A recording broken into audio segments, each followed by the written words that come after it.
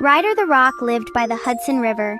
He had been there for as long as he could remember, nestled comfortably on the riverbank. He had been there for a very long time, witnessing the world change around him. Ryder was a limestone rock, formed millions of years ago. He was big and gray with white stripes, a unique pattern that made him stand out. He liked watching the river flow by, its waters always moving and changing. The riverbank was Ryder's home, a place of peace and tranquility. He saw the seasons change many times, each bringing its own beauty.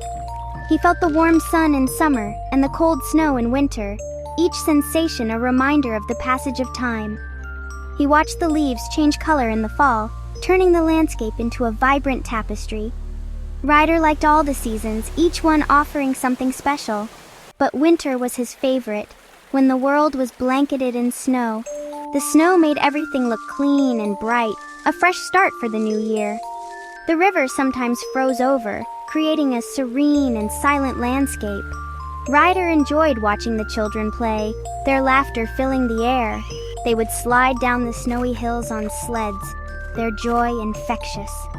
He wished he could join them, to feel the thrill of the ride and the joy of the season. One day, Ryder felt a shift. The ground beneath him gave way, and he tumbled into the river. The river's waters began to weather him, slowly breaking him down. Erosion carried his fragments downstream, scattering pieces of him along the riverbed. Eventually, the river's current slowed, and deposition settled his fragments in new places. Ryder had become part of the river's ever-changing landscape, his journey continuing in a new form. Ryder loved the sound of children laughing and playing. They would come to the riverbank every winter without fail. They always brought their colorful sleds with them. They would climb up the hill and slide down joyfully. Ryder watched them go up and down the hill. He imagined how it would feel to slide down the hill. He wished he could join the fun and laughter. Maybe one day, Ryder thought to himself, maybe one day I will slide down the hill too. Ryder knew he couldn't move. He was just a rock. But he could still dream of sliding. He could still enjoy watching the children play happily.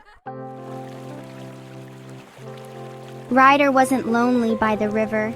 He found solace in the company of nature. He had many animal friends who kept him company. Birds would perch on him, singing their sweet melodies. Squirrels would chatter nearby, sharing their secrets.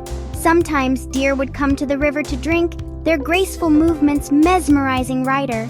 Ryder's best friend was a squirrel named Steven, who was always full of energy. Steven was small and brown with a bushy tail that twitched with excitement. He visited Ryder every day without fail, bringing joy to his friend. Steven told Ryder about his adventures in the forest, his eyes sparkling with excitement. He talked about finding nuts and hiding them in secret spots, always planning for the future. He also shared stories about the other squirrels in the park, each with their own unique personalities. Ryder loved listening to Steven's stories, finding them both entertaining and comforting. He liked having a friend to talk to, someone who understood him.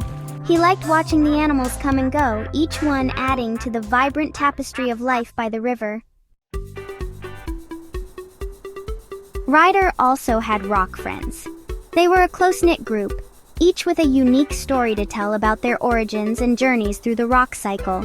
There was Rebecca, a basalt rock. She had a fascinating history, having been formed from the rapid cooling of lava at the Earth's surface.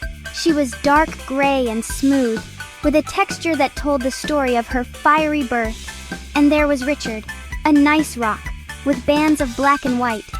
His stripes were the result of intense heat and pressure deep within the Earth. Rebecca, Richard, and Ryder often talked about the rock cycle. They shared their experiences and marveled at the natural processes that shaped them. They discussed being formed, broken down, and formed again. The cycle of creation and destruction was a never-ending story. They knew it was a long and fascinating process, one that spanned millions of years and involved many stages. I was formed by a volcano, Rebecca said. It was very hot.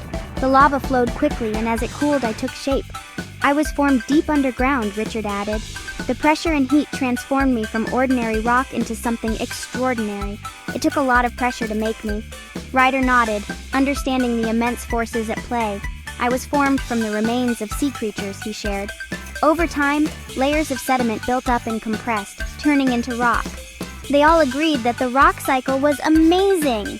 It was a testament to the power and beauty of nature, constantly changing and evolving.